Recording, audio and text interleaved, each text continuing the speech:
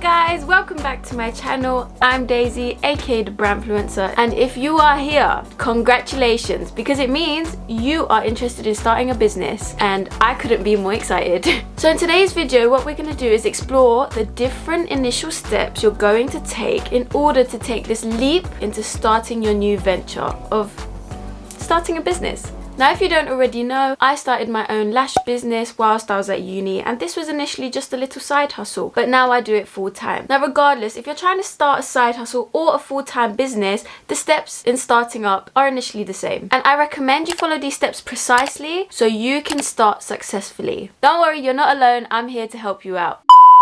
Now, the first thing I want to get straight before you start any sort of business is that you must be fearless. Starting a business is scary, but you cannot be focusing on the potential risks or worries you have, because that will lead to you procrastinating and not following up on your plans. Before starting a business, you must change your mindset completely and just focus on the positive things that are coming out of creating this business rather than focusing on the potential things that can go wrong. I know this is easier said than done. I myself, when starting, even fell into this trap, but that's why I'm telling you to make sure you don't do it. But I can't thank myself enough for actually taking that leap and starting, as I wouldn't be where I am today. Now, once you've got that out of the way and your mindset is not restricting you, you need to take baby steps into developing and slowly creating your business. So first of all, if you don't already have a business idea in mind, what I want you to do is list down all your skills and accomplishments. Now, this is important because then you can find a skill which you can then potentially monetize and create a business from. Now, if you're struggling with this, maybe get an outsider's point of view, such as a family member or friend,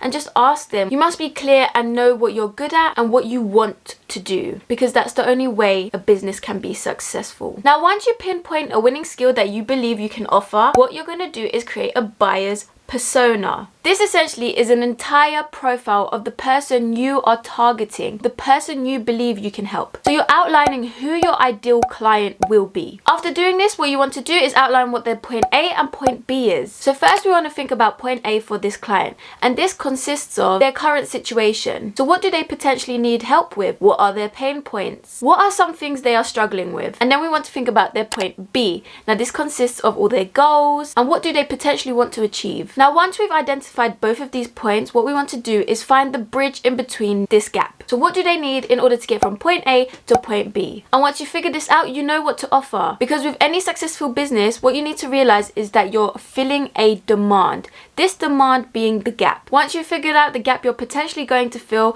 you're going to carry out some competitor research. And the reason you should do this is so you can see what other successful businesses are doing that are making them successful. You need to create a profitable business, and there's no need to do this completely from scratch. This does not mean you are copying the other business. You're purely using them as inspiration and as an example of success. Now, if after doing this competitor research you feel like you haven't found a good example of success, you need to go back to step one and readjust, because you want to make sure it's a successful business before you commit to the idea. But if this is not the case, then we can move on to starting and creating your brand. Now, this consists of your brand colors, your logo, your business name, the exciting stuff. I will be going into more depth on how to create your brand in another video, but for now I want you to ensure that you are planning and creating your content, because in general what you want to do is establish yourself as an expert in this field, because being an expert creates a magnet for new potential customers. And now the next step is for you to create a business plan. Now, this is for you to reflect on so you know exactly what you are doing each step of the way. This is a must, because as you know the saying, those who fail to plan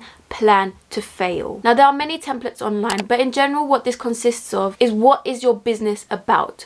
What are you going to offer? Who is your target audience? How are you going to reach this target market? And what are your business goals? You also want to include the financial side of things, which is very important, such as your break-even analysis. This break-even point is the key figure in which you are not making a profit or a loss. Anything above the break-even point you have established is you making a profit. Anything below this break-even point is you making a loss. because it means you are spending more in your business than you are generating in return. Within this business plan, you also want to have a launch plan. So what forms of marketing are you going to be doing? Will it be advertisements? Will it be influencer marketing, etc.? Do you have all your branding in place? Do you know what content you will be putting out there? You want to run your business according to this plan so you can be efficient and flourish accordingly. Do not start a business if you're going to do it half-heartedly. So once you have a plan and idea on where your business is going, this is when you start approaching the analysis of your finances, because every business needs a bit of finance in the beginning in order to start up. Now, this is what holds many people back from taking that leap. They talk themselves out of not having the money to start, or focus on the risks involved, and overall just make it difficult financially. Now, this should never be an excuse not to start. You just need to focus on the idea that eventually is going to get you where you want to be, because that's the whole nature of business. Now, I just want to establish that there is no such thing as not having the money to get started. If you have that burning desire that this is something you need